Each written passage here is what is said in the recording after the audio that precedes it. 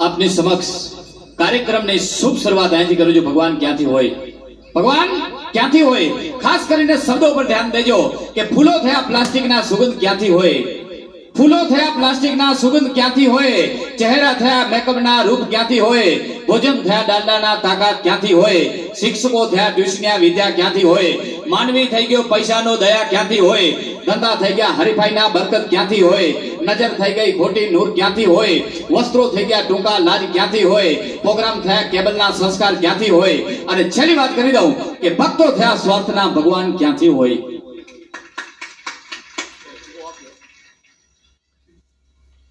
જ્યાં જ્યાં મોજ પડે ત્યાં દોસ્તો દાદ અને હોકારો દેજો. કલાકાર મિત્રોનો શ્વાસ કહેવાય.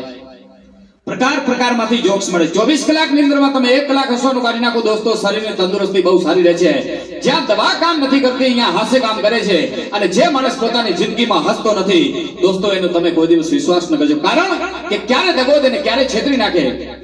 હસતો રહું, સદા હસતો રહું, દુઃખના ડુંગરોમાં હસતો રહું.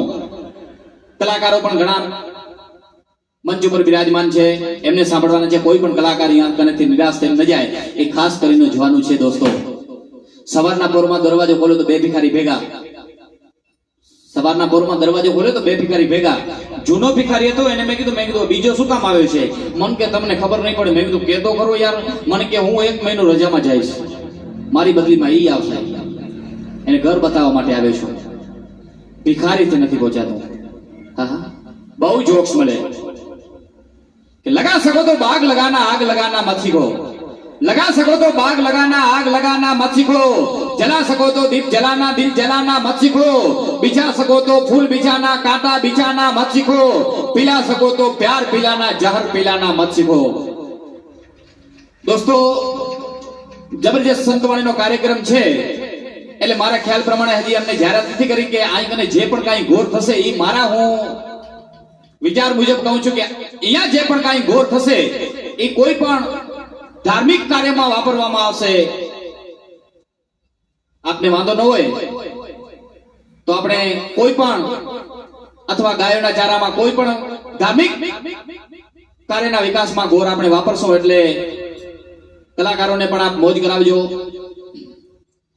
રસ્તા ઉપર જતો તો એક બેન મન કે ભાઈ આ કૂતરો તમારો છે? મેં કીધું બેન આ કૂતરો મારો નથી. મન કે પાછળ પાછળ આવે છે. મેં કીધું બેન એમ તો તમે પાછળ પાછળ આવો છો, રસ્તો બદલાવી નાખ્યો. બહુ જોક્સ મળે. એક કાકા મન કે મારે કેટલા સુધી ભણ્યા? મેં કીધું બપોર સુધી. મન કે તે કેમ? મેં કીધું બપોર પાછળ ભાગી આવતો. હા, બહુ જોક્સ મળે. દુકાનવાળા ભાઈ મેં કીધું કૂતરાના બિસ્કિટ છે. મન કે ખાવા છે બાંધવા છે? તે ખારમાં ને ખારમાં મેં કીધું ખાવા છે. બિસ્કિટ ખાઈ જવાનું થયું. મન કે હે ભાઈ બિસ્કિટના રૂપિયા. મેં કીધું ભાવ ભાવ ભાવ ભાવ ભાવ ભાવ ભાવ. હવે આને રૂપિયા દેવાય. બહુ જોક્સ મળે. ખોટો બોલવાનું સાધન હતો મોબાઈલ.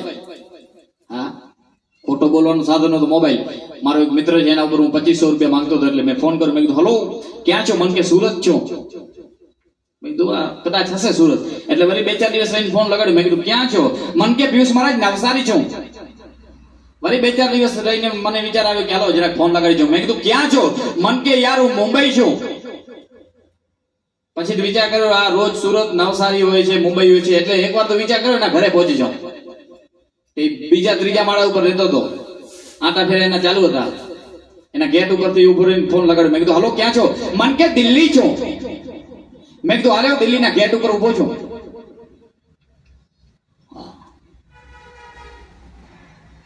આ બધી વાતો છે દોસ્તો. એક પ્રસંગ મને યાદ આવે છે કયો કે કચ્છની અંદરમાં ધરતીકંપ થયો હતો ને પૂજ્ય મોરારી બાપુની હાજરી હતી કચ્છની અંદરમાં અને પૂજ્ય મોરારી બાપુના મોઢામાંથી શબ્દો નીકળેલા છે દોસ્તો. હાસ્યની વાત નથી, કોઈ સાહિત્યની વાત છે. એ વાત કરવી છે કે કચ્છની અંદરમાં જ્યારે ધરતીકંપ થયો ત્યારે પૂજ્ય મોરારી બાપુના મોઢામાંથી શબ્દો નીકળેલા છે દોસ્તો કે જ્યારે કચ્છની અંદરમાં ધરતીકંપ થયો હતો ત્યારે હું ભુજની અંદરમાં હતો ને એક ધ્વસ્ત મકાન થઈ ગયું હતું અને 70 વર્ષના ડોશીમાં બારે બેઠા બેઠા રડતા હતા ને પૂજ્ય મોરારી બાપુ એમ કીધું કે માં તમે આટલા બધા કેમ રડો છો? દોસ્તો તેની કચ્છના 70 વર્ષના ડોશીમાએ જવાબ દીધો હતો કે બાપુ આ જે મકાન ધોસ્ત થઈ ગયો છે ને એમાં મારા દીકરા છે, દીકરાની દીકરીઓ છે, દીકરાનો બાપ છે, દીકરાના દીકરા છે અને હું એકની એક બચી ગઈ છું ને અમારું કુટુંબ મરી ગયું છે બાપુ, હું એટલા માટે રડું છું. સત્ય પ્રસંગ છે દોસ્તો. અને એ 70 વર્ષના ડોશીમાં પૂજ્ય મોરારી બાપુને પગે લાગી અને 11 રૂપિયા દીધા હતા. અને તેની મોરારી બાપુની આંખમાંથી બોર જેવા આહુડા નીકળી ગયા હતા. અને મોરારી બાપુ એમ કીધું કે માં, તમારું કુટુંબ મરી ગયું છે અને તમે મને 11 રૂપિયા આપો છો. દોસ્તો, તેની કચ્છના 70 વર્ષના ડોશીમાએ જવાબ દીધો હતો કે બાપુ, અમારું કુટુંબ મરી ગયું છે પણ અમારી કચ્છની સંસ્કૃતિ નથી મરી. અમે અમારી કચ્છની સંસ્કૃતિને આંચાવા નહીં દઈએ. દોસ્તો, એ કચ્છની સંસ્કૃતિ તમને ને મને ગૌરવ હોવો જોઈએ કે તમે અને હું કચ્છના છીએ. માદરે વતન કચ્છ. કચ્છની અંદરમાં ભાઈચારો છે, કચ્છની અંદરમાં એકતા છે, કચ્છની અંદરમાં અનેકતા છે. તો એવી સરસ મજાની મોજ લઈ અને આપની સમક્ષ હું રજૂ કરીશ ભાઈ શ્રી મગનભાઈ પટેલને કે આપ જબરજસ્ત મોજથી વધારો. ભાઈ શ્રી મગનભાઈ પટેલના તાળીઓના ગડગડાટથી વધાવી લો ભગત ભાઈ શ્રી મગનભાઈ પટેલ. જીવન જોવન રાજદન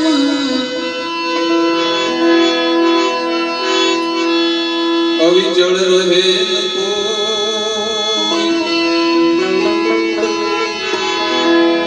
जो गड़ी जाए सत्संग में जीवन का फल सो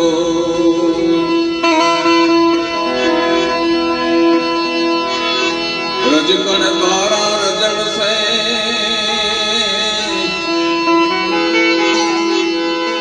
रजकण तारा रजन से जेम रणमाऊ देने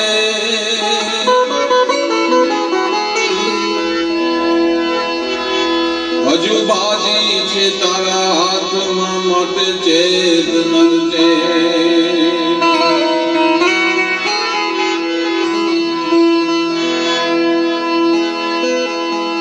માટે રામ ભજી લે પ્રાણિયા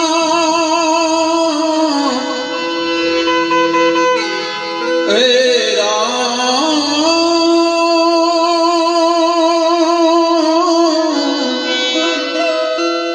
बजीले प्राणिया पछी बजास नहीं कारण के काया तारी थासे जान जरी बेटू रेवास नहीं ए भाई काया तारी थासे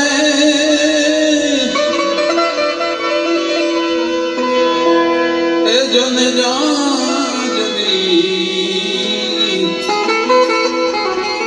बेटू रेवास नहीं माटे रंगाई जाने रंगमा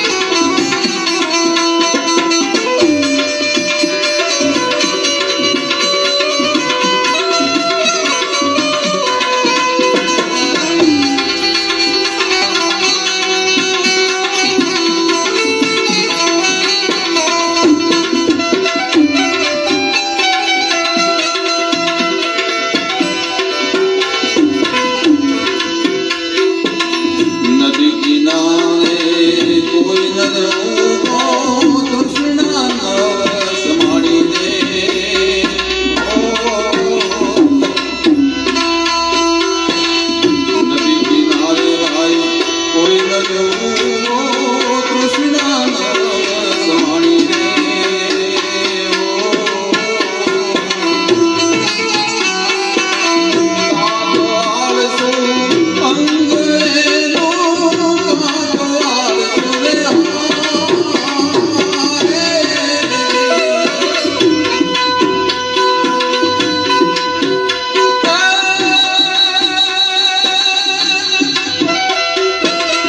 અંગ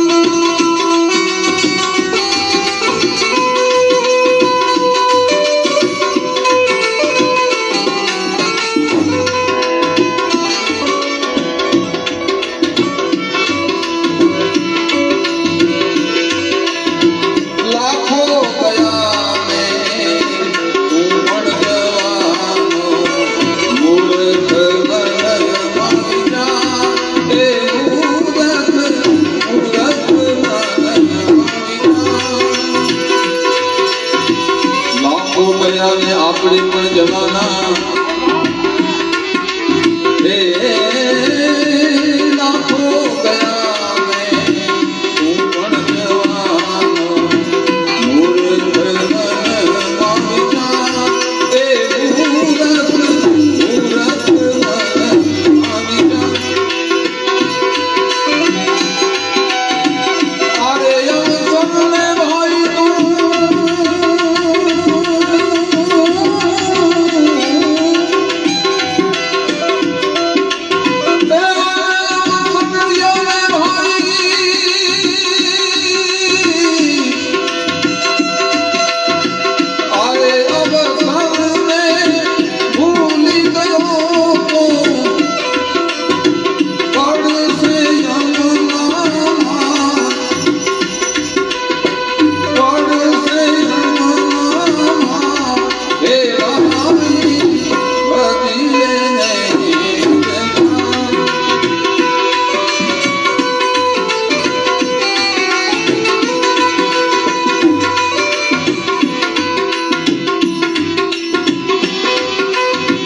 સત્ય સદગુરુની સેવા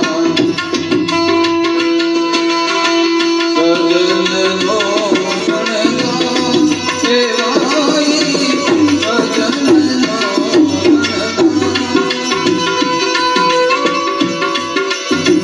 દાસ સતાવ